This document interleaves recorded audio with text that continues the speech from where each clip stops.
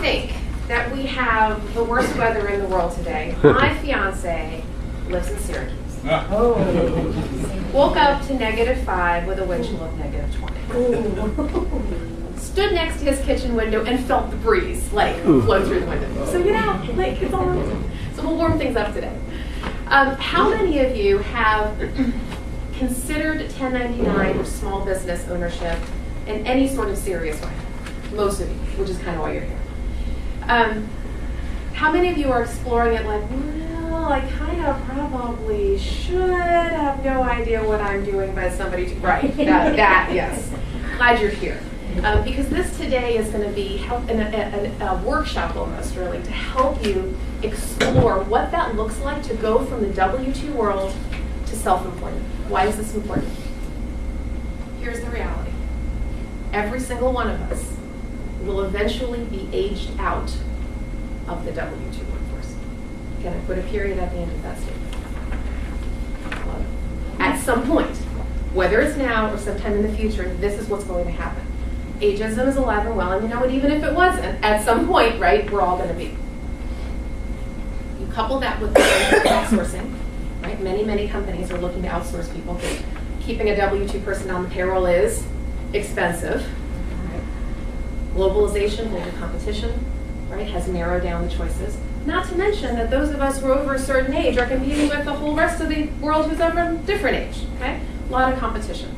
Well, this has sort of given rise to what's called the gig economy. And, you know, sometimes people talk about the gig economy and they think, oh, Uber and Airbnb. And look, I mean, legitimately, those are some ways to earn a couple of dollars. Nothing wrong with that. And in fact, I do recommend that people consider those kinds of things. That's not what we're talking about here today, okay? We're actually talking about creating supplemental or full-on replacement of your W-2 employment. Now, the interesting thing about gig work is that people think, well, okay, I've been a professional for many, many years. I know what I'm doing in my career, whatever your career is. But all of a sudden, you start talking about self-employment and everybody feels like they're in kindergarten, right?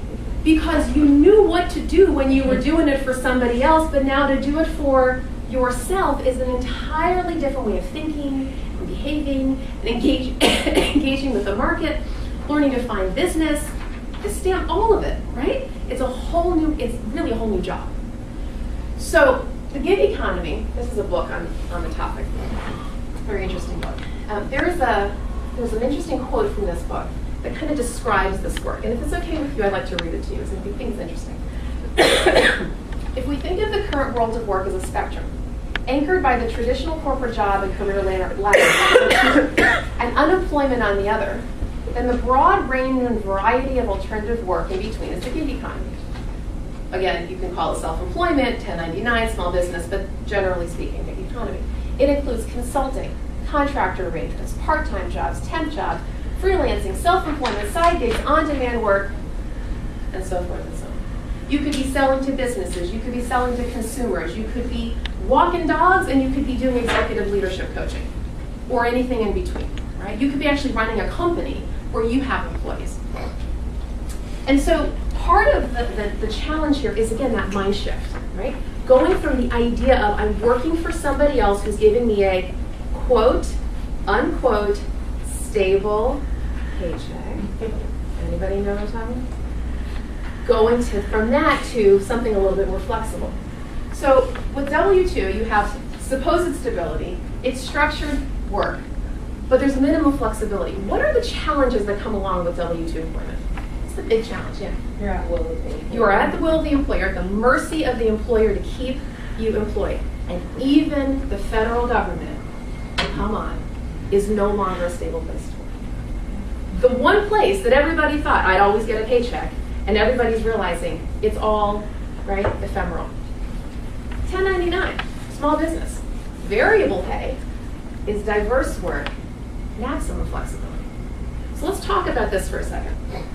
Pros and cons, right? So what do you think are some of the, sorry, let's go with cons. What do you think are some of the cons of 1099 work, small business ownership? Shout out. You don't know what your income's going to be. Say one more You don't know what your income. You don't know what your income's going to be.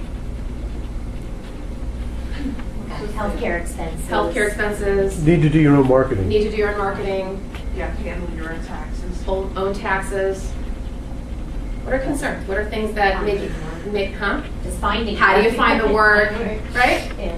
Unstable income. I'm not a salesperson, but I might have to tap into my personal savings. I'm risk averse. Don't have the confidence. I have the confidence to be a W-2, but not to be self-employed. What are some of the pros, do you think, of going self-employed? Scheduling. Unlimited. Your own schedule. Yeah, what else? Unlimited income potential. Unlimited income. Be your own boss. Be your own boss. That it's for you. It's for you. Right. That's right. You're not working for it. Sorry. Yeah. Work-life balance. Work-life balance. How about repurposing your skills to do something you actually love to do? How many of you have ever been, and maybe it's been your whole career, into a job where you're in stopgap work? In other words, you're doing things that you're great at, but you don't enjoy doing. We all know what this is like. And why are you required to do that? Because it's their priorities. The company is saying, we need you to do this, that, and the 33rd thing. Oh, and by the way, with all the downsizing that's been happening recently, you wear 2 and 3 and 4 hats. And you have to do that to keep your job. And even then, there's no guarantee, right? So some of the the pros, right? The freedom to reinvent, like you mentioned, the scheduling, income potential, multiple streams of revenue to pursue your passion.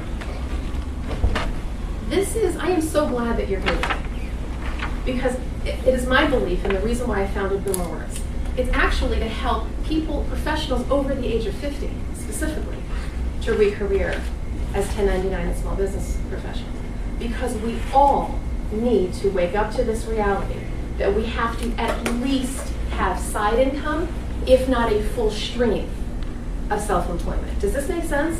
We all need it. It's a very different mindset. When you all came into the workforce, whenever that was, chances are somebody told you, go get a stable job, right? Probably a traditionalist parent, maybe, right, in your life. And it should have great benefits.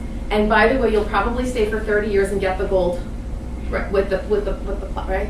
And of course, we know all of that went away in the 90s when they ripped away those pension plans. Why? Because they were too expensive, because people are living longer. We know this. But at the time that happened to those boomers, especially boomers, you're all mid-career. It wasn't a big deal then. It didn't hit you what was going to happen later on when you get to a certain age, and here we are. Right? And we have millions of hidden in plain sight people who are basically facing destitution. There could be people in this room who barely had enough money to put gas in the car today. Not surprising. Would not surprise me at all. I hear these stories every single day. It's frankly why we're offering Boomer Works as a free service. We have a boot camp coming up in March, the end of March, for 6 weeks. We did one this past summer. We're going to do 2 of them this year. We're here to help. We are here to help shift mindsets and help shift skill sets. So the question really comes down to, at this point, beyond Uber and Airbnb and all the side stuff, do you want to go freelance, or do you want to be a small business owner? There is a difference between the two. Freelance work is what I call short-term, non-committal, you kind of ad hoc yourself way through your income. You can do a little bit of this, that, and the other thing. You can do some meeting planning. Maybe you're going to do some bookkeeping for somebody. You're going to do some dog walking or maybe some consulting.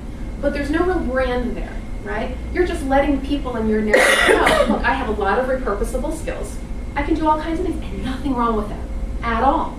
In fact, my co-founder, Catherine Hone, she's one of these gig workers, right? She does a little meeting planning, and she does a little writing, and she does a little whatever. And that's okay, perfectly fine. Small business ownership is a different thing. It's a commitment, and it's a commitment to a brand. You are targeting a particular demographic in your business. You are offering a particular line of service with a particular value proposition, right? And you're saying, here's who I am in the world. Now, for me, and I'm going to continually reference myself here because I am one, right, to help you out and show you some concepts. I am a small business owner. And by the way, there's even another distinction. I say that I run a business, not a company. What? A business, not a company. I'm what's called a solopreneur. I work for myself. Well, I'm working for myself. I'm one of those people who doesn't want to have employees. If I wanted to have a company, that's different. thing altogether. That's a much larger proposition.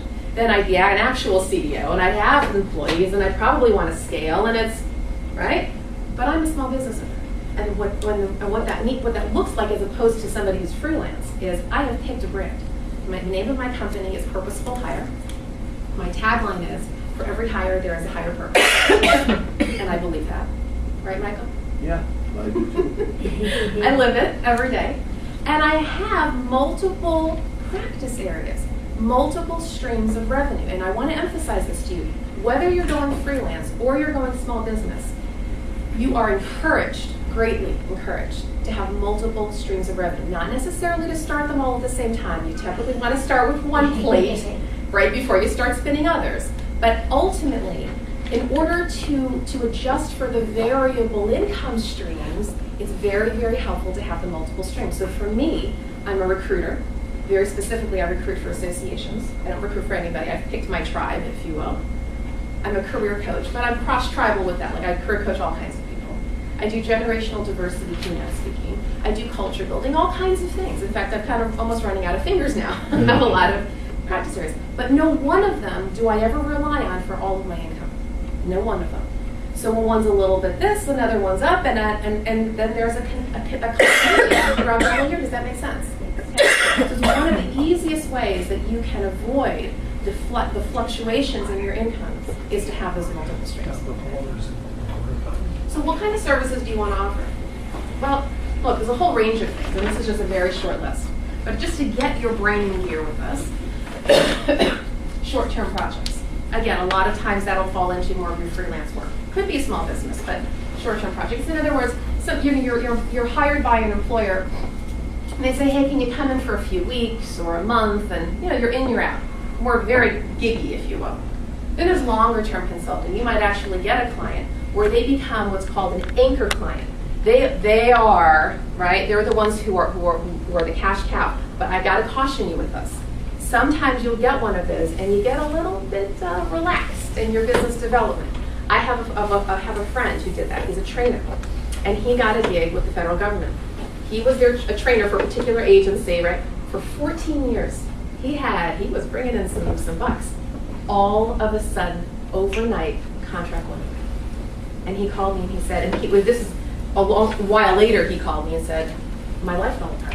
He says, I didn't do business development. I was not keeping my pipeline full. I was relying on this artificial, right, sense of stability. And now I'm throwing my hands up, okay? So even if you get a long-term assignment, you always want to be prospecting. You always want to be building your pipeline. And they say at least 20% of your week should be focused on building your business. Excuse me. Government contracting, like I said. Now, putting the shutdown aside, look, it can be a good source of income. As we all know, though, we're in Washington, right? It can be pretty difficult to land those assignments. And the government tends to nickel and dime, right, for understandable reasons in terms of your contracts. It can be viable, and typically when you're starting out, because you will not have enough years of experience and credibility to get on what's called the schedule, the GSA schedule, it's like, given a pint of blood, to get on that, you will typically have to subcontract under what's called a prime contractor. And in fact, I've done that here and there. Either I meet somebody in the government and they say, hey, Shira, would you do a training for us? And I say, well, let me go find a prime. Or a prime comes to me and says, hey, we need a person like you to help us. And then they sub me. Either which way, if you develop relationships with prime contractors, it can be a very good way to actually get some government contract work without having to prospect yourself. Retail products. We don't often think about retail in this town because everybody here is probably a knowledge worker, okay? And in point of fact, many of you will be right for the consulting world. But for those of you who are actually thinking about offering a product, it's very viable. And especially with e-commerce today, look, I mean, people, you can sell, you got your baked goods, you got your arts and crafts, whatever you got, there's typically a digital platform for it. How do you think Etsy got started? And eBay and all of these things, and suddenly people are making a whole bunch of money just selling stuff that they make, right? And then multi-level marketing, MLM as they call it. So multi-level marketing, the common ones are like Mary Kay and Amway and that kind of thing. And it's not a pyramid scheme. okay? It's actually a very legitimate business model. For those of you who have people in your life who are in the multi-level marketing business, they sell makeup, they sell skincare, vitamins, so many products that people sell. It can be a very good way for you to dip your toe into the small business ownership world because it's an already established company. They have an established product, it's presumably high quality, they have a whole marketing plan, they will teach you what to do. Yes, you have to go sell, but you're typically selling to your friends and family. That's typically how it starts. So you're making relationships, and you have to commit a little bit. But if you believe in the product, it can be a nice way to kind of, it'll almost feel like you have a franchise without having to invest the money. In fact, the cost of entry is typically very, very low. I mean, usually $100 or $200 to get started with your inventory. Okay? And that's just a few of the things. So how do we get started? I want to jump right into the workshop piece of this. One of the best ways to think about launching into self-employment is to repurpose your W-2 skills. Repurpose. You know, typically when you're in a job search, you're thinking of yourself as a something. I'm a marketing professional, I'm a lobbyist, I'm a librarian, I'm a whoever I am, right? Now, when you think about yourself in that kind of title, there are a lot of skills that come into play there, some of which you enjoy doing more than others, correct? Right. Well, the beautiful opportunity you have now is to repurpose, almost accordion those skills, look at them from a different perspective, and start focusing on the ones that you love to do. What a concept. Like, you get to do this now. Nobody's saying you can't. Nobody's saying that when you're a marketing professional, you have to do social media and you have to do research. I mean, yeah, but I like certain things more. No, you get to repurpose. So there are some ways to do this that are pretty straightforward. And one of the ones is to say, what is a very easy question, but people don't think of it this way usually. What are the job functions that you have enjoyed performing the most? In fact, I'm going to have you actually sit and do an exercise and partner, but just for, you know, kind of overall discussion, throw out some of the skills you've used in your past, actual skill sets, not the career, but the skill sets, job functions that you've enjoyed doing in the past. Just toss them out. Writing. Writing. What kind of writing? Could be reporting. Reporting. Interviewing. Interviewing. Okay. What kind of skills you really enjoyed? Advising. Advising who? Literacy, higher education. Higher education. Okay. Advising students maybe? Staff. Staff. Advising staff. Okay. So more the administration side. All right. What else? Training Training who? employees to do the job. Okay. So right. So corporate training. Okay. What else? Web development, Web development. Any specific part of web development? UI, UX. information architecture, and UX. Okay. All right. So you have a little thing here. What else? Interacting with coworkers. Interact. Okay. Sort of team building maybe, or mentoring, or Just so you know, move the project. project management. Project management. Maybe. Possibly. Collaboration. Operations? Yeah, okay. So that's the first level you want to think about. Actually accordioning your skills, pulling them apart. What do you love to do? Number 2, what are your passions? Let's just toss them out. What are some things you're passionate about? Travel. Travel. And both personally and professionally. And societally. Passionate about being helping a certain kind of, what are you passionate about? The past few years, I've really gotten into decorating. Decorate, okay. Antique shop. Antique shops, all right. All that. I don't know why. Okay. I look at my house. A little eclectic, okay. I'm waiting to find a place to All right. decorate. Okay, great. So this could be an area that you could be maybe your repurpose into. What other things are you passionate about? Again, it doesn't have to be hobbies.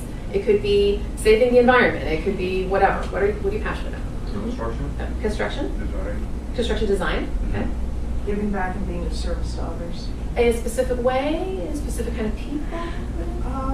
That's the area I'm still trying to work Figuring out. with. You're a helper. You're just trying to figure out who you want to be focused on. Yeah. Okay. Another couple. Passions. Yeah. Eating healthy. Eating healthy and maybe encouraging other people Yeah. to eat. Okay, so a wellness thing. And one more. Animal welfare. Huh? Animal welfare. Animal welfare. Okay, so you see where I'm going with this, right? Now imagine if you took some of these skills, writing, project management, web development, right? All of these things. You have them here in one column. And then you have some of these passions in the other. Tell me what, let's make this up here. Let's take some of these skills Now let's take some of these passions. Now start to crisscross them. You tell me, hypothetically, what could somebody do with one or more of these skills and one or more of these passions? Somebody could be a what for a who? Could write for animal. Right for animal welfare, right. Keep going. You could what for what? Wellness and web design. Yeah, well, design in the wellness community. You get it? Okay? It's a very interesting kind of quick and dirty way of thinking about how to repurpose, all right? Now, the other side of this is which of these skills would you like to monetize? Now, why do I say it that way? There will be some activities that you think about doing that actually are probably better left to volunteer work. Now, there's ways to figure out which is which, but that's fine too. But there are some skills that actually are monetizable and ones you would want to monetize based upon, well, let me back up a second, based upon what the needs are in the market. And we're going to get into this in terms of figuring out your target market. But one of the ways to do this is to think about something that I call ing versus This sounds kind of funny, but it'll make sense in a second. An ing skill versus an profession. There are skills that you have like writing, project management, web development. I call it ing skill. It's something that you do well. And frankly, it could be something that's part of a whole profession. The is the professional title version of that, the writing versus writer. Event planning, event planner. Project management, project manager, okay? Probably has a PMP after their name, or probably should. Now, I say that because as you are thinking about these job functions, you have to determine the extent to which you really, really, really love doing that skill. If you are good at writing and enjoy it to an extent, that doesn't necessarily mean you should be a writer. But if you wake up in the morning and you can't wait to get to the computer, you can't wait to go write that blog, you can't wait to go write that report, the social tweet, whatever, maybe, just maybe, writer is your next freelance work or maybe a small business. Does that make sense? It has to do with the level of passion with which you bring to that skill. Then you can determine who needs it and who's going to want to pay you to help them solve their problems. Does that make sense? Okay. So let's go ahead and inventory your skills real quickly. So I'd like you to grab a piece of paper. And we're going to do a broader exercise than the one we just did. Okay, so first of all, sorry, it's a little hard. You're going to make a list, a column, of the skills you enjoy doing. Presumably that you're also very good at. Okay? So these are things you feel very established in. You got this, right? And it can be an eclectic range of skills. It can be from any time in your career. And that's the beautiful thing about this. You are not relegated to your resume. Hello? No one is going to say, oh, well, you haven't done that in 15 years. I can't hire you. Like they do in the W-2 world. Why do they do that in W-2 land when they're hiring? They're trying to minimize their risk, right? They want you to have been there, done that yesterday. Whereas if you're repurposing your skills, it could be from 20 years ago. It's fine. As long as you feel confident and you feel like you can sell this and you can say, yes, I do this, people will believe you. Honestly, they're not going to check you out. They're actually going to trust you by saying what you say. Second thing is, are there any now? Meaning, you look down this list. Let's say there's 7 things on this list. Meeting planning, writing, web development, this and this and that. After you've written the list, look at it again and say, are there, and there don't have to be, but are there any one or ones of these skills that you enjoy doing so much, that you can actually make it an I call it a profession, but it's really something that you're going to invest a lot of time into. Then maybe you're going to brand yourself with, I'm a writer, I'm a project manager, I'm a this, I'm a that. Okay, I'm an executive coach, I'm a wellness coach. Really, that kind of thing. And it might very well be that here, in your passions or hobbies, that's your third column, it could be that that's actually where you're focusing and that's the brand. So I mentioned the wellness thing, right? Because take that kind of concept. So being a wellness coach, there's 2 sides to it. There's the wellness piece, and I call it a passion, but I also actually call it a tribe, okay? So you become part of the wellness community. But in the wellness community, there are a lot of people who do different things. You got your nutritionists, and you got your dietitians, and you got your personal trainers, and whomever. Okay. The coach piece of it is the skills, what I call your lane. Okay. So this is your tribe. Your tribe is who you're serving. Your lane is how you're serving. So the question is, if you're thinking about, well, let's just say you are thinking about going to the wellness world, is that the thing that's compelling you to make a change? I just want to be I don't know really what I want to do, but I just want to help people have a healthier lifestyle. If that's the case, in what way do I want to serve? Am I really a natural coach? Am I a trainer? Right? Am I a writer? Do I want to blog, write about this kind of thing? Do I have to create a document? And I want to go help a nonprofit who's in the wellness world does that make sense? So maybe your tribe, your passion is the one that's what's compelling you, but then you're going to figure out your lane. For some of you, it's the other way around. For some of you, it's the lane, the thing that you love. You're an event planner, you're a project, you do this thing. And then either you find a tribe or not. You can actually be cross-tribal. In other words, for example, like I said in my career coaching, I am not dedicated to one tribe. I actually have a lot of different people that I can help, and that's fine. And nobody forces me to say, well, you don't have my tribal experience, I will not hire you. No, they get that coaching, just like human resources, just like marketing, just like accounting, web development, project management, a lot of different lanes that can actually be cross-tribal. Does that make sense? Okay? So it depends on which angle you're coming at it from. Do you want to repurpose one of these skills either into a passion area or not? Or maybe you have a passionate area and then you're going to figure out which you want to go. And then ultimately, which could you monetize? Which could you monetize? And the way that you'll figure that out, we'll get into this a little bit, is again, thinking about who has the urgent problems that would want to pay you to help them solve. Who has the urgent problems? So again, going back to the wellness coach, right? Let's just go there for a second. I hope you don't mind that I'm going here. Get some free coaching. So think of it this way.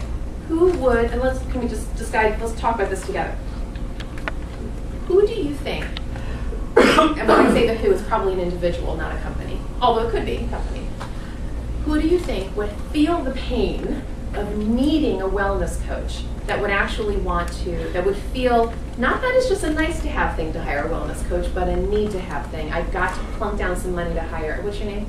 Karen. Karen, to hire Karen. Who would have, do you think, the urgent problem? Let's think about this. Who has a health issue. And they have the health, let's make up a story, right? What happened in their life that caused them to put now, I gotta call Karen. What happened?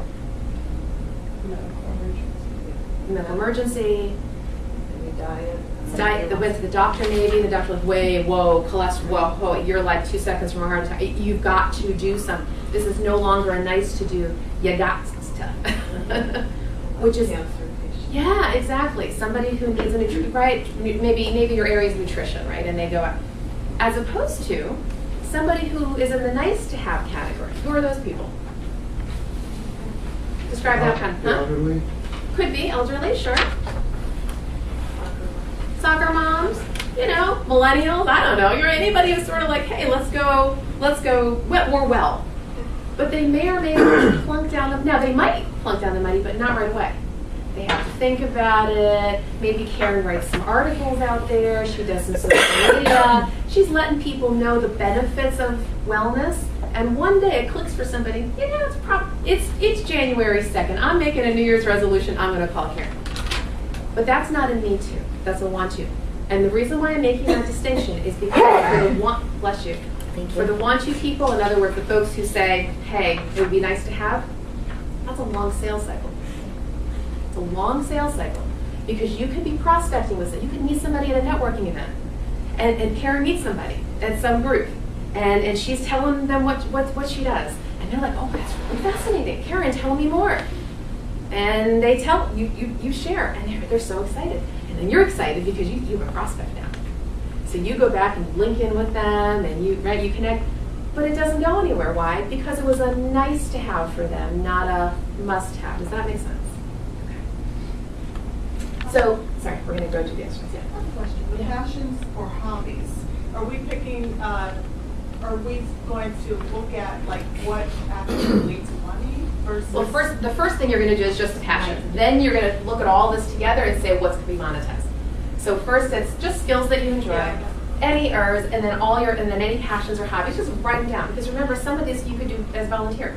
They're still important, Yeah. but they may or may not be monetizable. Or you may or may not want to monetize them. Here's an example in my own life. I like to cook. All right, I'm a Food Network person. Any Food Network people? Yeah, okay. So I like to cook, and I'm pretty good at it. And I imagine that if I really invested myself into it, I probably could be a chef. I mean, I don't know, but let's just say maybe. Would I want to be a chef? Yeah, right. Whole other thing. I mean, I can run around that kitchen and make that Thanksgiving dinner. But the pressure that's involved with, I could monetize it, would I want to? That's the question you have to ask. Do you want to? Now, there's going to be a lot of the I don't know that I don't know category. Because there are some of these professions out there, like being a wellness coach, that Karen may not have even ever thought about, has no idea what's involved with it. So what's Karen going to do? She's going to go talk to other wellness coaches and figure out what is it like? What is it like to do business development? What is it like to do? How do you coach? What does it feel like? In order to figure out, is this something that it fits my lifestyle? Does it make sense? Okay.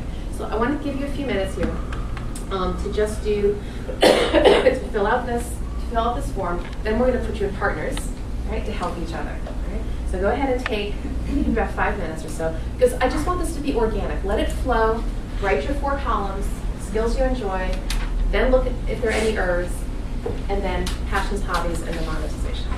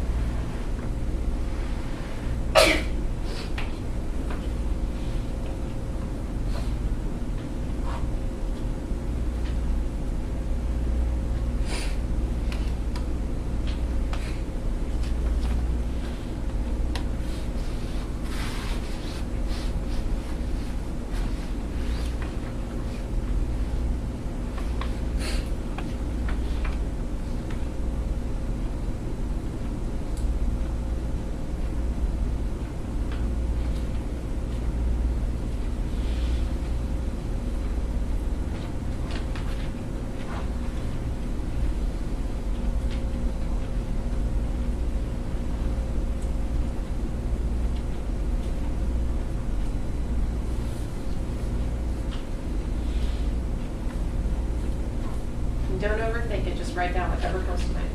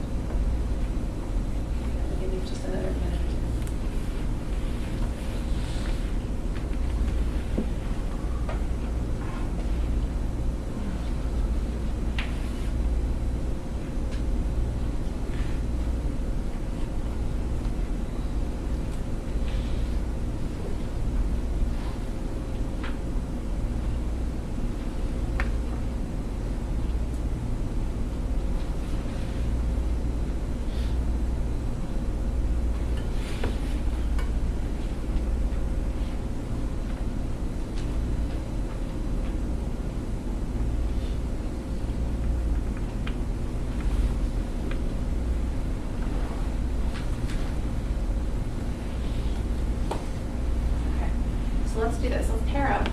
And I think everybody is pretty much pairable. You guys, yeah, you're actually, everybody's got a pair. So what I'd like you to do is walk, and we're going to give you 20 minutes for this, right? So 10 minutes per person. I'm going to time it, and at 10 minutes, I'll say switch. So pick an A, pick a B. And I'd like you to share with your partner the skills that you've listed and the passions. But let your partner be your coach, okay? So make sure that you keep it to person A and person B. And as person A is sharing, person B, listen very intently and be thinking creatively, okay? So they've said this, and by the way, person B, listen for the passion with which the person A is speaking about certain kinds of skills. You're going to see body language. You're going to see their eyes light up. You're going to see, because I this and because I that, right? And then you want to say, well, are there any urges? Is there anything here you could really see yourself wanting to dedicate a good amount of time to? Are there any passions? And together, think about some ways to monetize. I realize it's a very quick little exercise. I'm hoping that you'll find some offline relationships to keep this going. And obviously, we have the boot camp coming up where you can deep dive into more. Okay, so let's go ahead and start A and B, right? And then at about 10 minutes, I'll help you switch. Are you participating? Yeah, I guess two. You've already done it. Oh, got it, yeah. Or whichever, the two.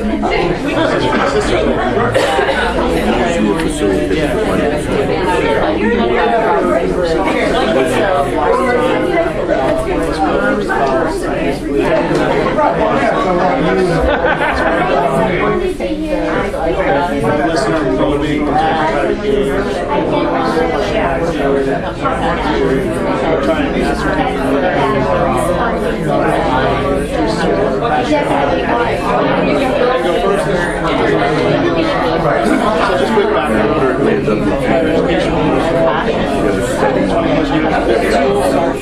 Driving enrollment, shift operations, graduate. Okay.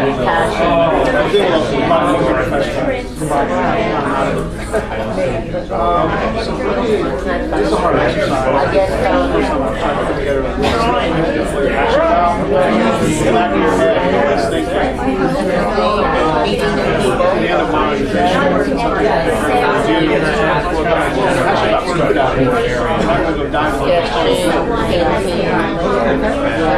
so anyway, this is for part of the relationship.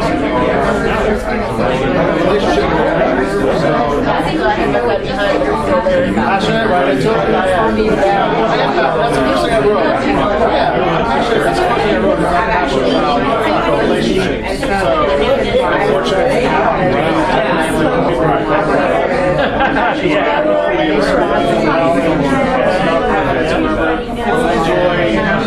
I call myself like being like glue.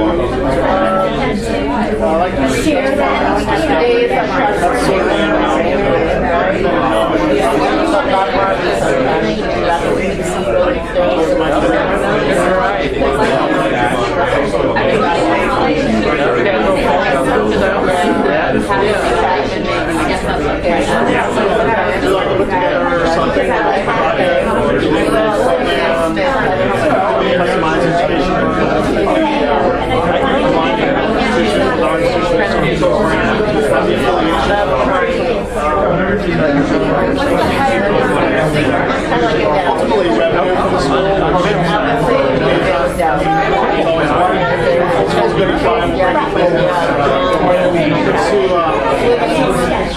I envision it like a new opportunity.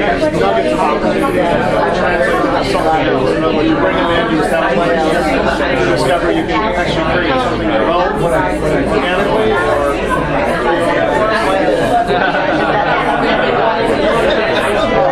disconnecting from I live in South Florida. Yeah, I live in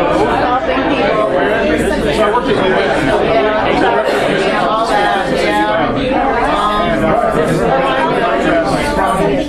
the last 2.5 years, I've been working.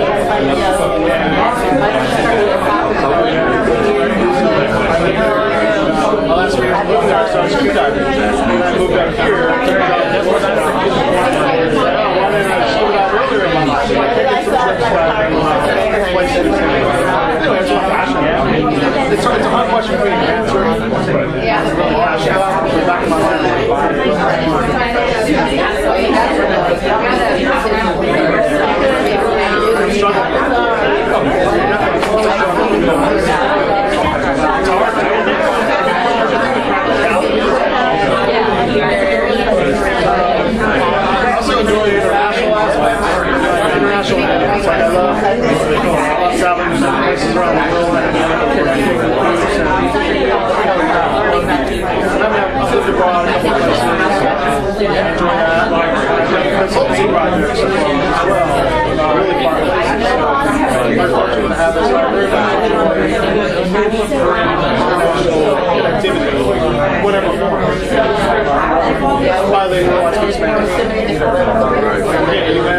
Latin Americans on that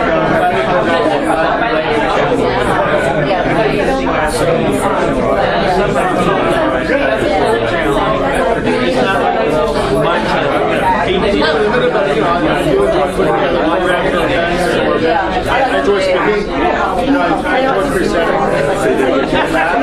Perhaps some possibly a trainer. There's a lot of graduate university,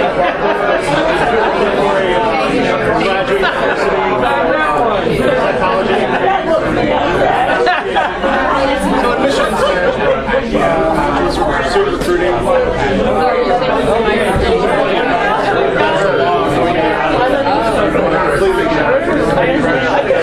left that position in September.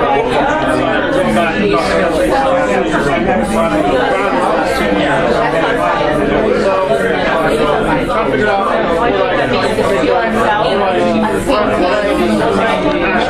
skill sets to transition to whatever. So socialize. Trying to navigate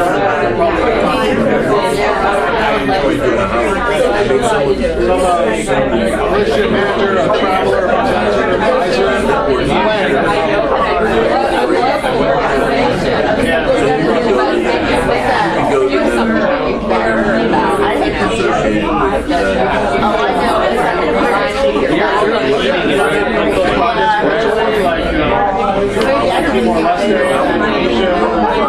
Helping scholarships have the resources and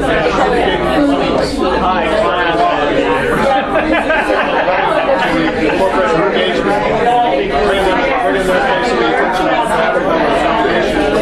this is doing the minimum fund with the CSR for executive value.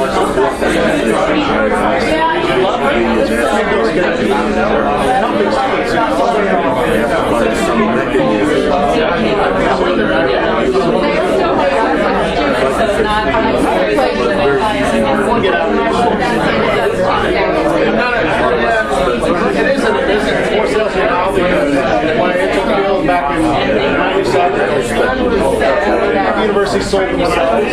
Competition, price, tuition, it's more challenging. Maybe the work down has trouble filling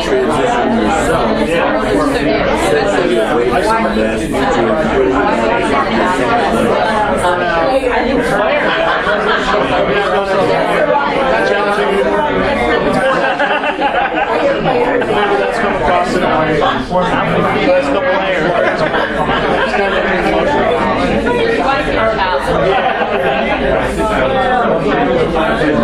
No longer passionate about it. We're not passionate about emotions.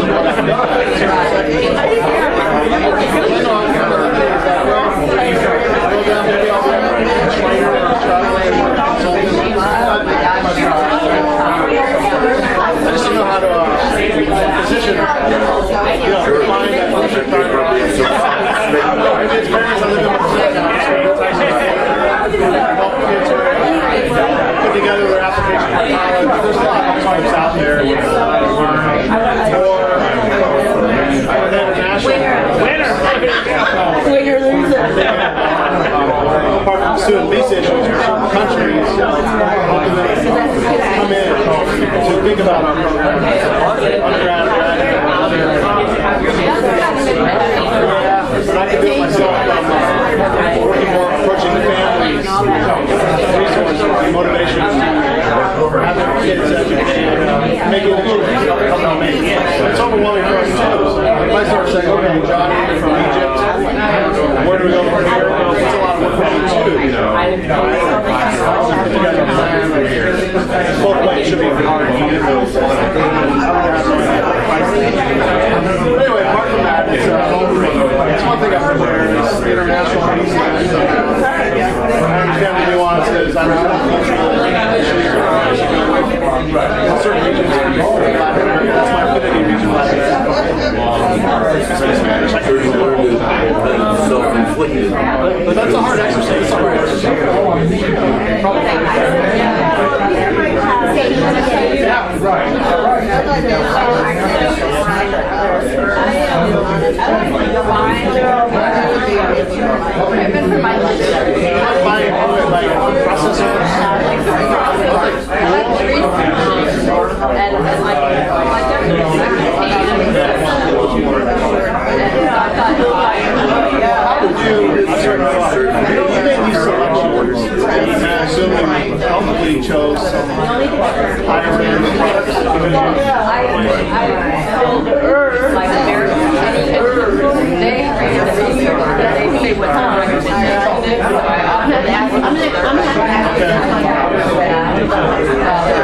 space for you to come in as a general consumer with your background and broadcast it and decide whether or not sort of precise editorial to free. You get to listen to tag on some newsletter somewhere where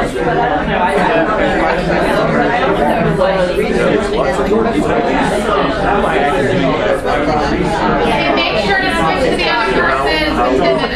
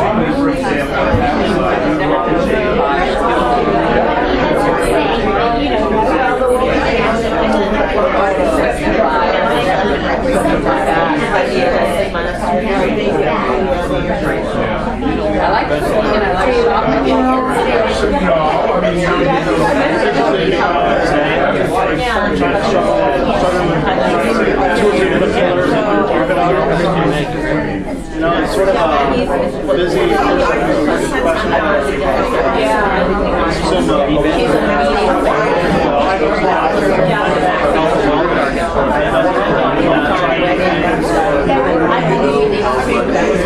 Doesn't know how to go about it. Sounds like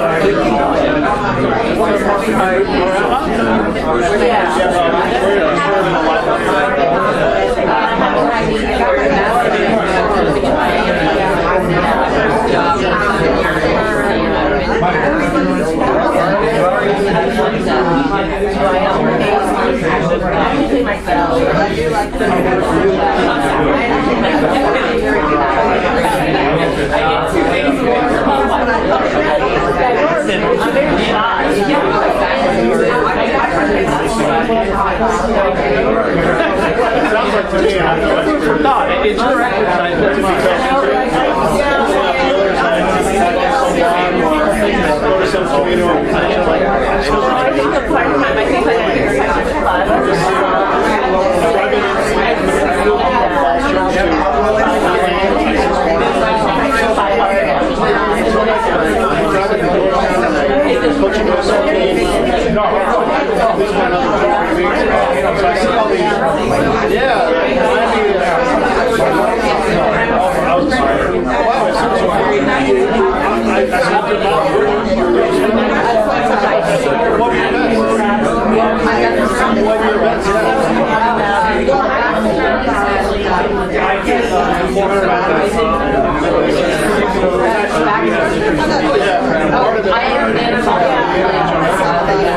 So I teach assistant coach it's for Georgetown physician girls countdown. Have my kids are paying 30 minutes.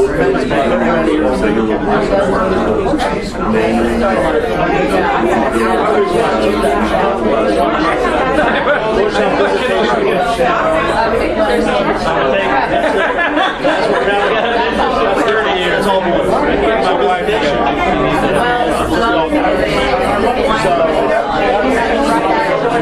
Yeah, right. Great school. Really nice. I really enjoy working with those girls. You know, like high school. Teaching so much. They don't listen.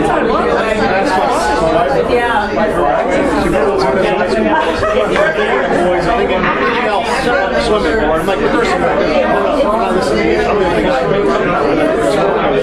No, they're just distracted. High school.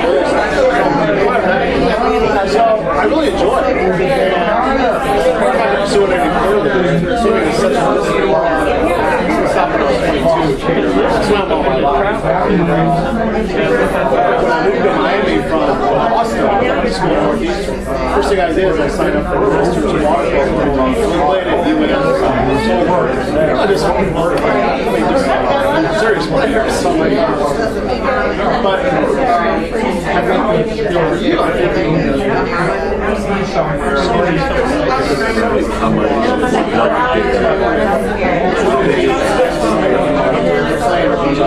I've been thinking too, like, pursue liability. People are investing in education that helps get their attention. Later, it's okay to develop a $500. Like going to one of the families. Where are they going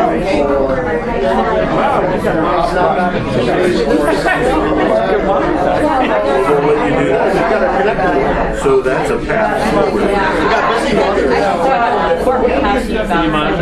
Maybe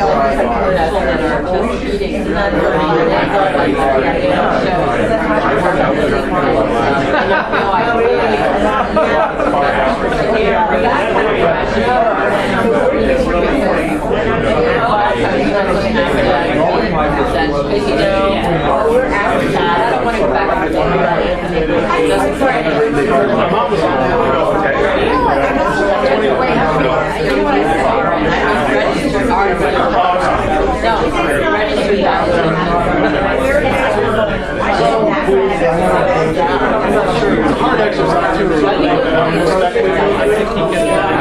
It's just hard to really good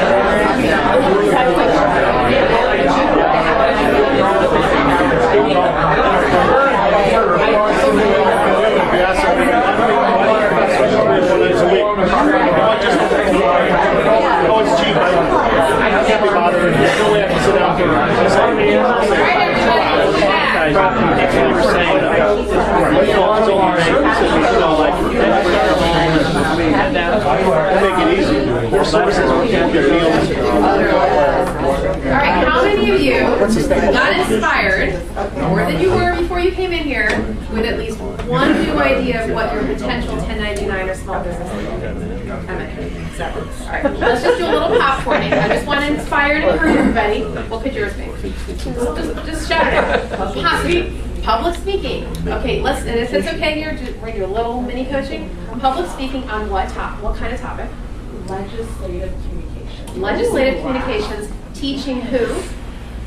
Teaching small business, corporate, and lay citizens how to best use their advocacy.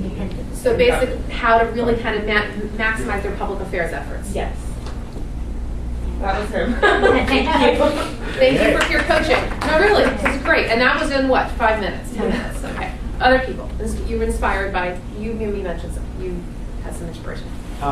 Yes, I've done public relations and communications for most of my life, and I love writing also. I haven't supported myself with writing, but one of the things that came out of our discussion was this idea I like mentoring and teaching, and actually working with whether young people or seniors or others in terms of helping them write their life stories. Help them write their life stories. Tell me who would want to, that's great. Tell me who might want to hire you to do that, and why would they want to hire you to do that? Well, that's one of the questions. It's a question. That's why I mentioned it. Yeah, you do a community workshop and charge for it, Okay. possibly, but it also is, I was thinking that might be something that I start doing really just volunteer for. I was just going To to see say. if I can really do it, Well- because it's like one thing to conceptualize doing it, it's one thing to sit down with 10 people and realize that you. I'll give you a perfect example. Last night I was talking to a friend of mine who's a photographer. Been a great photographer for a long time. She just moved to a new city.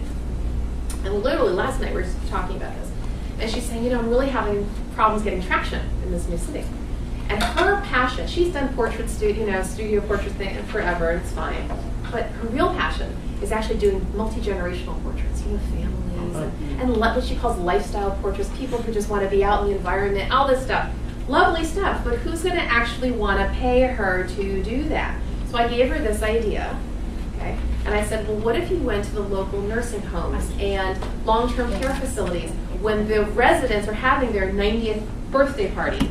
The child, the 55-year-old child, wants to do the party at their place. And of course, they're going to need a photographer, a videographer, what have you.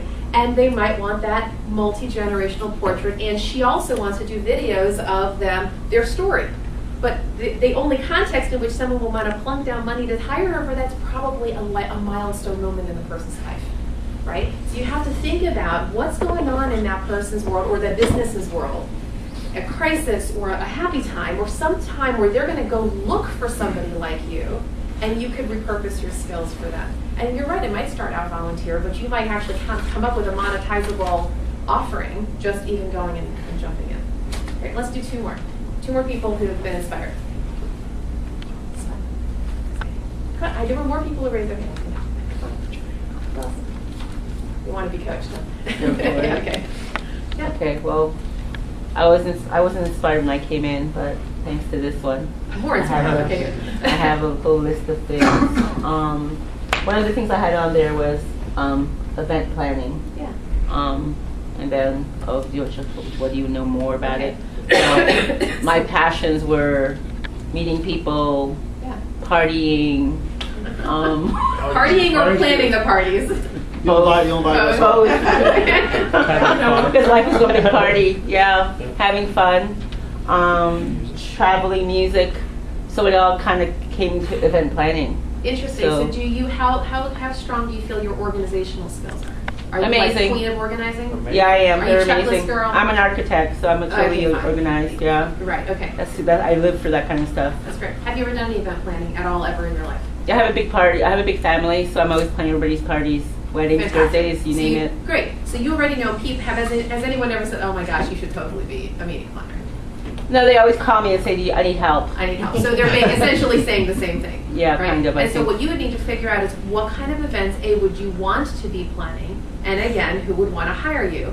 So there are all kinds of events out there, small, medium, large. You've got corporate, you've got associations, you've got weddings, you have parties, you have Hollywood type. I mean, you've got all kinds of things. I have good idea. I have my sister, I call Miss Hollywood. She does all that kind of stuff. Well, there you go. California right? girl. Yeah, there's different and by the way, there's a difference between event planner and meeting planner. Yeah, we just had that conversation. Yeah. Right, and then of course there's associations like MPI, Meeting Professionals International, and they can kind of share with you. What is that one? M as in Mary, P as in Paul, I as in Igloo. Yeah, that sounds good. MPI, but they have a local chapter called PMPI, the Potomac MPI chapter.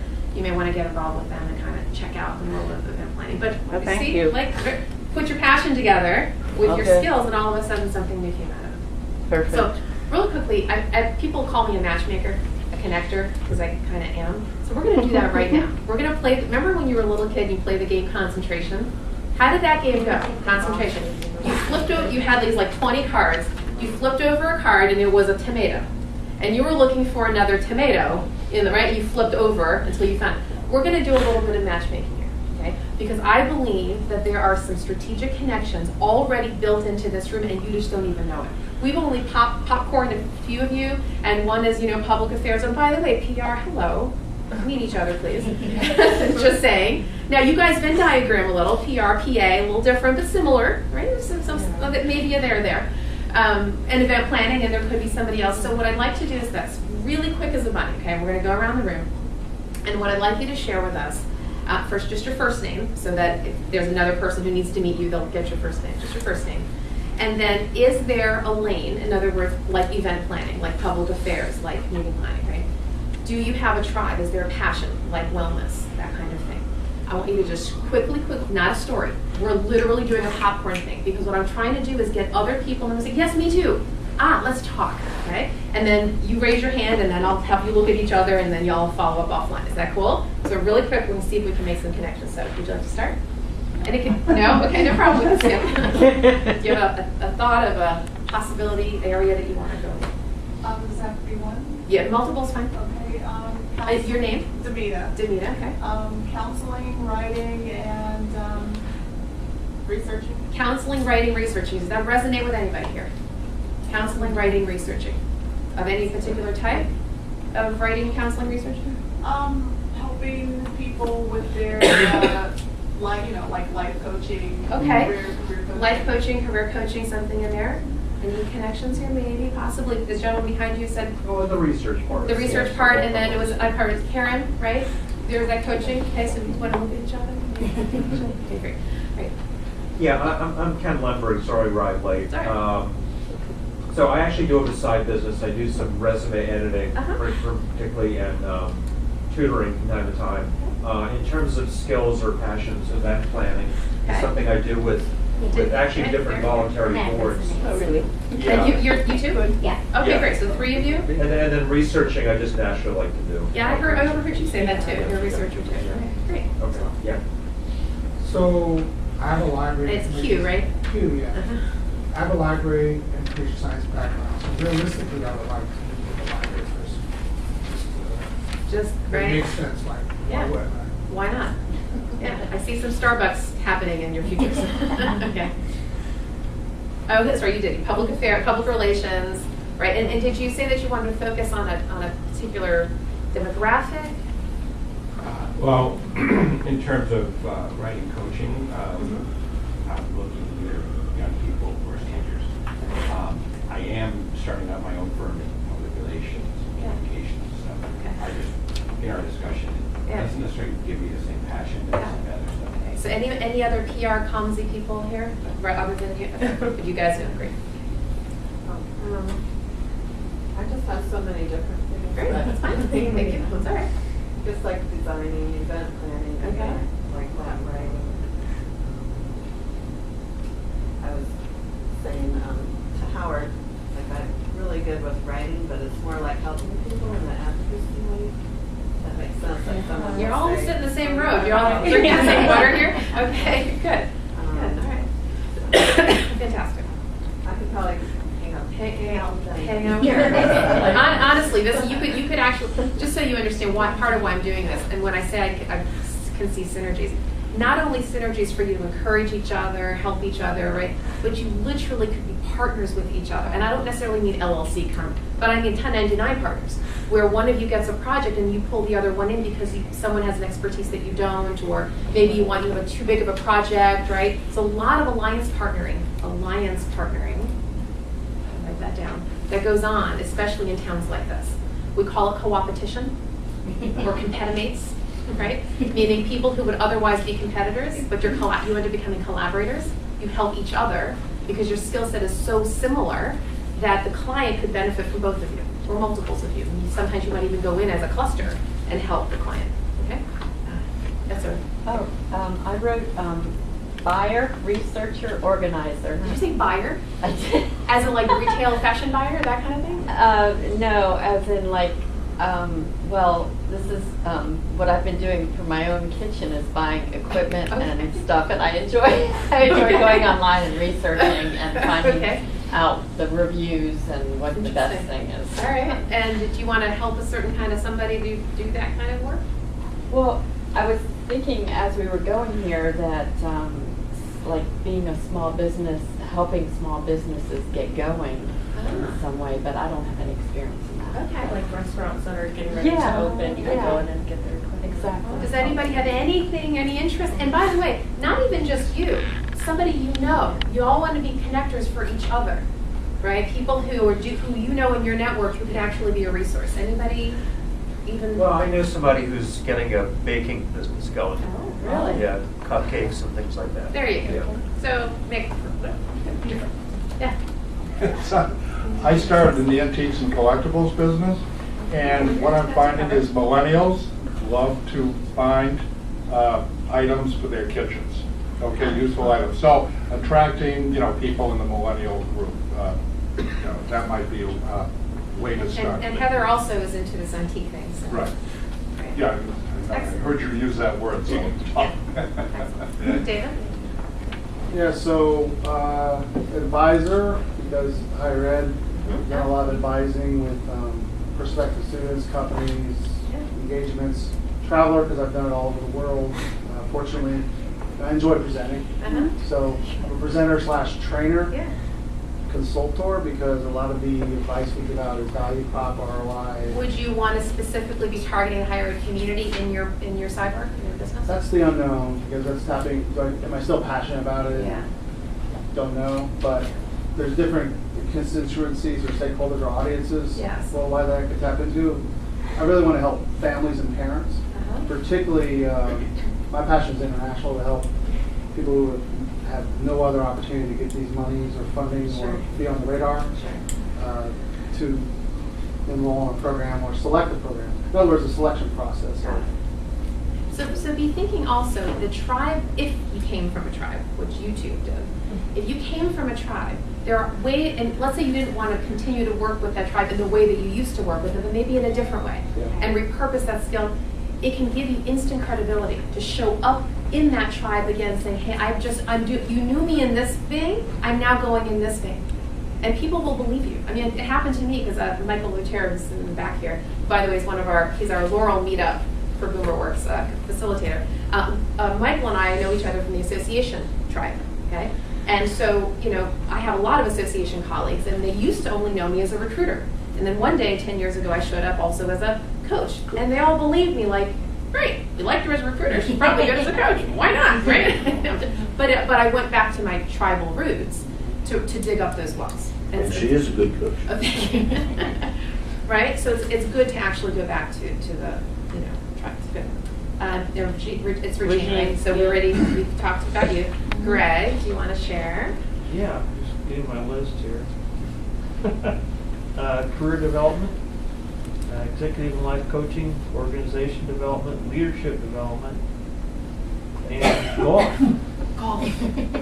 Golf.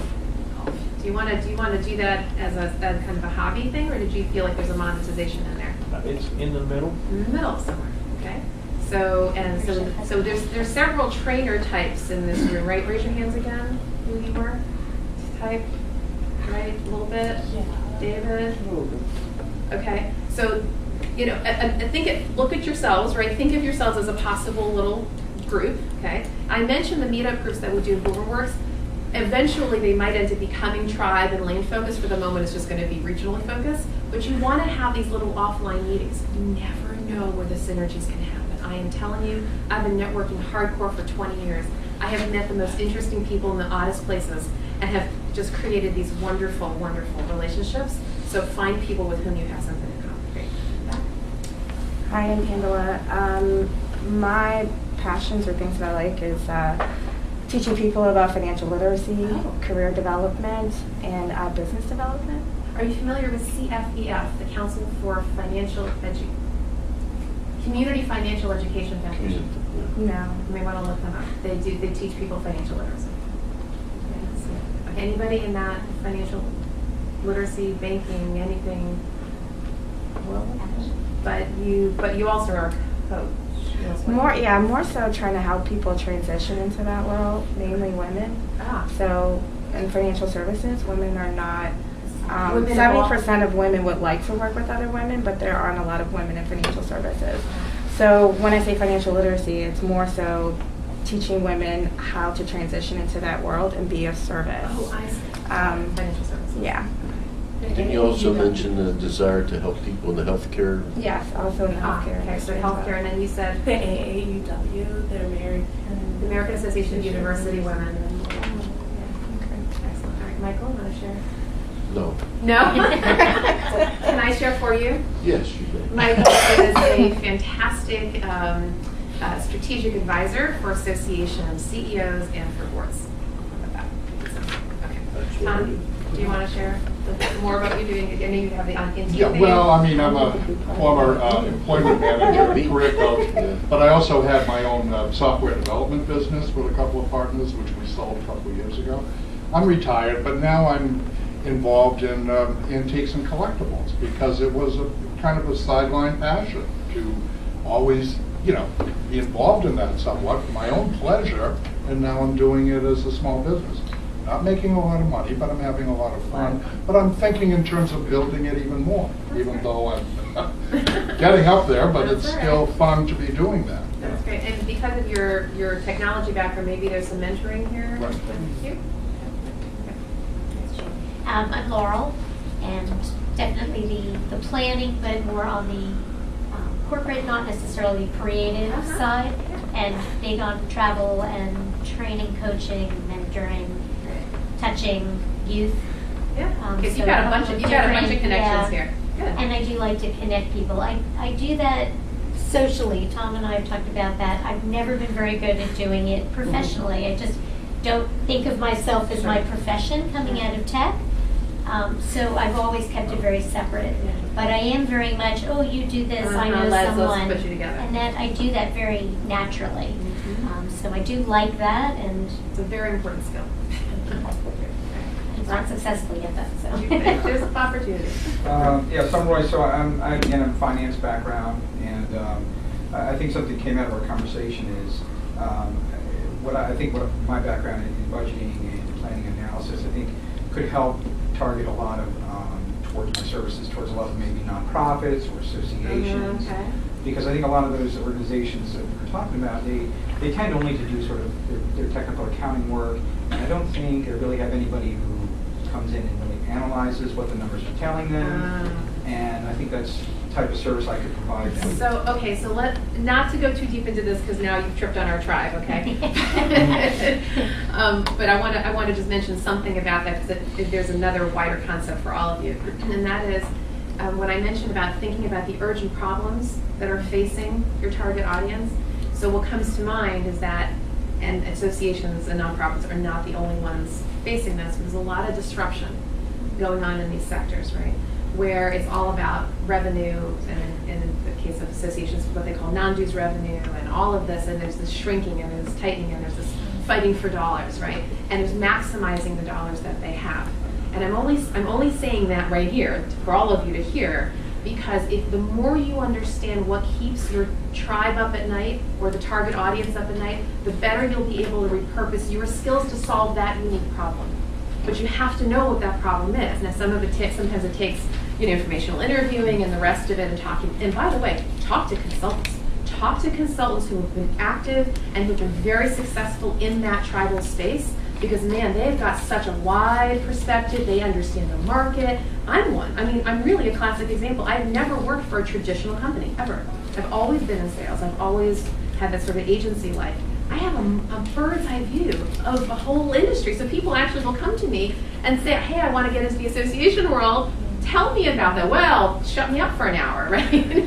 And you want to find those people who have a deep dive knowledge. You can say, here's the problem that I think you can solve. Where they would pay you, want to pay you to do it. Helpful? And you want to share it? Oh, yeah. Wait, what was the question? That's okay. Sorry, that's all right. But what you might want the terms of your skills. Oh, and the strategic communication. And your name, Kelsia. The strategic communication between individuals, small businesses, and corporations, and government, and so federal or state. That's great. So in terms of their general communication. Yeah, because I feel like I have a client right now who wants to pass anti-stalking legislation, but she's not a part of an organization or anything. So helping her navigate, leverage her public affairs. Yes, but without being a lobbyist, because it's more important coming as a constituent from your state power than coming as a lobbyist. A lobbyist are like, oh, you're getting paid to get your point across. As a constituent, you take the time out of your day to go up to the Capitol to lobby on something, and you have more. So teaching capital. So teaching them advocacy communication. Yes. Great. Excellent. You've already made a few connections here, but any other leggy people, regulatory lobbyists type? Yeah, you've got some connection here. Great. My name is Linda, and I guess through our conversation and through what I've written down about which could you monetize, this may sound totally Looney Tune, but personal shopping and house sitting for busy professionals and families. Why is that great? That sounds great to me. knows I love to shop. That's During my great. downtime between jobs, I did, house sitting and pet sitting for. You've got all for kinds of friends. communities out here, Yeah. especially just west of the Beltway. that Oh, would, yeah. yeah, that's great. Anybody else in that space? A little bit here, maybe right over here, Karen. Okay, great. And then AJ. My name is AJ, and I came up with a new catch words talking to Kelsey here. It was very inspirational. It's called an IT translator. So, but I have a very long history in IT in all kinds of roles, and the role that I really enjoy is actually bridging the business people with the IT. So I speak both languages, so to speak, but the bridging, that means that the translating is a specialist part, and I like creating new stuff for new IT products. And maybe there's something here. There's a concept, real quick, and I realize we've run out of time, and hopefully you can stick with me for a few more minutes. There's a concept that is actually, I've created recently that I think you'll find meaningful to what we've just done here. And it's a networking idea, and it's called goldfish and purplefish. Goldfish and purplefish. Any group of people who meet together for a common interest. So right here, we are all goldfish in the sense that we're all talking about 1099, small business one. But every one of us is also a purple fish. It's that which makes us distinctive. So every one of you has a thing where you're like, oh, you're that girl. Oh, you're the wellness person. Oh, you're the... So in my world, that happens in a few different ways. When I'm hanging out with my association peeps, which I do regularly, that's my goldfish tribe. Then I become, my purple fish is, oh, she's the token recruiter, she's the career coach, she's that girl, she's that HR-ish girl. But when I'm hanging out with my HR goldfish, I'm the association girl. You understand? It's that which makes you distinctive. Whatever group you're in, you're always wanting to look for, how can I add different value than what's already in this room? I want to be known as the girl or the guy who. I want to be looked at to as that resource. So that's just a thought for you. And again, just really quickly, just to run through this. And I'm happy to send, actually this has been videotaped, so you don't necessarily have to take all these notes, and the PowerPoint is on this computer, so Greg, if there's a way that we can get this to folks, I'm just going to fly through the rest of this. How can you find some 1099 work? On what's called on-demand websites. On-demand websites have proliferated. The next slide is going to give you a page of a bunch of them, where companies all around the world will use these sites to hire people on a contractual gig basis, freelance writing, web design, what have you. It's great in the sense that there's a lot of opportunities, but of course the downside is it's a ton of competition. You're literally competing with people all over the world, some of whom will charge this much money. Okay, so but it's there. Yeah. Another one you had to list is freelancer.com. Yeah, in fact, so a couple things. So like I said, the next slide is going to have a bunch of them. But if you want to find a pretty comprehensive list, go to our website, theboomerworks.org, BOOMERWORKS.org, and under the, I think it's the resources section, there is a tab that says something like, freelance opportunities, something like that. On that page is a huge, go scroll list of all kinds of on-demand websites for you. And I'm sure freelancer.com is on there too.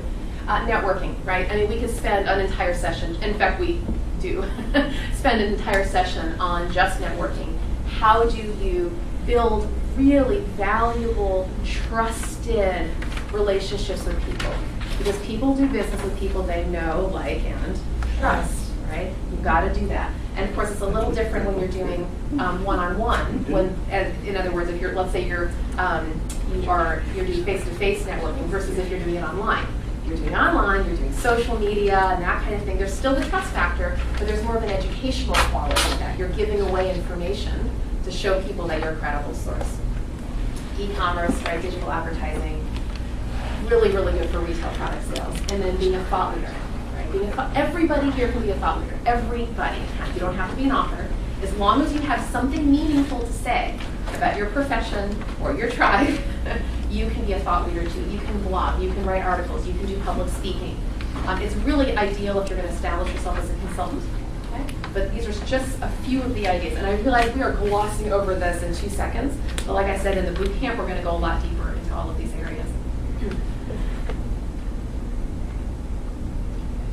This is, again, just a sample of the on-demand websites that I was mentioning. This is not comprehensive. It's just to give you an idea. LinkedIn even has one called ProFinder. And you can find it on your LinkedIn page in the upper right-hand corner. There's a section that's called, they've changed it, it's called Work. The button is called Work. And under Work, you will find the ProFinder. When you get to the ProFinder page, the ProFinder page is written for employers. The home page is written for employers. You have to go up to the top corner and it says, "Are you a pro?" And when you click on that, then you can fill out an application and you can actually register as a gig person. Okay. So a few resources for you. Angela Heath, some of you may know her. She's been a regular speaker here as well. She's local. She wrote this wonderful book, Do the Hustle Without the Hassle, just came out about 6 months ago. All kinds of tips and tricks for you, especially those of you who are going into the e-commerce world, but not exclusively. But she really will show you how to repurpose your skills, monetize your skills, and really use a lot of digital technology to do it. And she's actually hosting a free summit in a few days on the 24th. It's all just Google Gig Worker Summit, Angela Heath, you'll find it. It's over 2 or 3 days, and there's 20 different consultants who are going to be there, teaching you about all kinds of how to go Gig Worker Summit. You said local, or is it online? It's online. Okay. Online, yep. Is there a link to it? Or? Yeah, there is. It's just not on here, so just Google Gig Worker Summit. You'll find it. Gig Worker Summit, and then Angela Heath. It'll come up. For any of you who want to go into actual consulting, this is a fantastic book. I recommend it to everybody. David A. Fields. I have a professional crush on this guy. He's so great. Anyway, he is a master at helping people to build valuable business-to-business relationships, specifically B2B, business-to-business, rather than B2C, which is business-to-consumer. So if you're looking to do consulting, he will teach you all kinds of ways to, again, build that relationship, to price yourself in what's called value-based fees. So it's not just an hourly, it's all about the value of the project, and he helps you get those fees way up. He's terrific, and he's easy to read. He has a newsletter that comes out every couple of weeks. It's funny. He has great tips. You can just sign up. David A. Fields. I'd get the book, but also sign up for his newsletter. And then, again, we're just running through this. You want to think when you're starting out, you want to think if you want to be a sole proprietor, LLC, or S Corp, talk to your accountant about which is right for you. Go find your URL. .com, yes, of course, is best. GoDaddy and Bluehost are a couple of the common ones. I prefer GoDaddy, and part of it is because there are a lot of different website builders these days where you don't have to be a graphic designer. You can just go out and pick a website builder for free and create one. I happen to be a big fan of GoDaddy because, and while the other ones are great, nothing wrong with them, GoDaddy has a platform called GoCentral. GoCentral is the easiest, I'm talking a 3-year-old can do it, the easiest website builder out there. It's not the most creative, but it's elegant and it's so easy to use. You can, once you have your copy written, you can put up your website in 30 minutes. I'm not kidding. That easy, and it's just pretty. I did it. Yeah, it's really simple. Really simple. Very intuitive. Get your business cards. Get your business cards. Very important. Create a branded LinkedIn profile. Not the old LinkedIn profile thing. Not the 3-line, 25 years of experience and this and that, but something that's compelling, that speaks to your target audience, that speaks to your value proposition, that says who you are, what you do, and what problems you solve. Make sure to host your email hard drive. Office 365 is great. You don't have to spend a whole lot of money on IT, like about $20 a month, and it'll host your email and everything on your hard drive. It's an amazing scaling. In other words, it's just so easy to get into business these days, and so inexpensive. Have computer, have phone, you're in business. It's really almost that simple. I have a question. Yes. Where can I find more information about the first line there? Choose to be a sole proprietor, LLC, or S Corp? Yeah, so sure. So besides going to an accountant, one of the best things, thank you for that question, one of the best things you can do is go to your local, what's called an SBDC, Small Business Development Center. Every city has one. Every city/county has one. So I know, like, when I started out mine, I went to the Alexandria SBDC, and they gave me lists, and they have little workshops, and they've got resources, and they will sit with you for free. It's a community service that they provide. It's part of the local government. So, and if you actually have questions about the hardcore kind of how do I get started, Right. your SBDC is great. And by the way, once you are started and you want actual free mentoring, you can go to, actually that's my next. And consider, by the way, hiring an accountant and legal support. If that's not already your superpower, you may want to outsource that. We've already done this. Okay, so there you go. So SCORE.org, some of you may know, nonprofit. The RE used to stand for retired executives, no longer. It's a lot of professionals who are volunteering their services to help people start their small businesses. You can get one-on-one support, usually once a month for free, and this person will mentor you and give you advice on how to get going. SBA has some good services. Connect with other gig workers, other solopreneurs, people like you right here in this room. Help each other. I do some professional coaching on this in this world. Business launch programs. Angela, so not only does she have the book, but she continuously has these programs. Some are free, some are not. Jeff Williams, he's in Chicago, and he's great too. If you're ready to start, he can help you. A lot of resources out there is kind of my point. And as I mentioned, we have a boot camp coming up. Okay, so March 28th for 6 weeks. We're still trying to lock down the location. Might be in DC, or could be in Texas, but maybe in DC. And it's going to be Thursdays from 4 to 6. That's why I put Thursday before Monday. Thursdays from 4 to 6 will be the class. The following Monday is going to be a study group to reflect on what you learned the week before. So Thursday, Monday, from 4 to 6. If you want more information, want to get on our mailing list, info@boomerworks.org. And I also mentioned, like I said, we have 3 regular meetups around the region. One that's, as Greg said, that happens the first Monday of the month after the normal 40-plus meeting. So, for example, it would be the first Monday after this meeting. Let's say it would be from 12 to 1:30. In this, literally right here. Yes, right here. 12 to 1:30. And then we have one in Laurel, which is the second Tuesday of the month, for those of you who live up in Maryland. And then we're going to restart up at Tyson's group as well. Okay, and then we hope to launch others. Again, all free of charge. Completely. We are looking for volunteers. So if any of you have superpowers that you'd like to contribute, we'd be welcome. And we will be launching a fundraising campaign soon too, because again, we need funds to keep things going. Okay? If you need to reach me directly, here's my contact info. Did not bring enough cards for everybody, so you don't want to take pictures. Hope this was helpful. God bless you all, and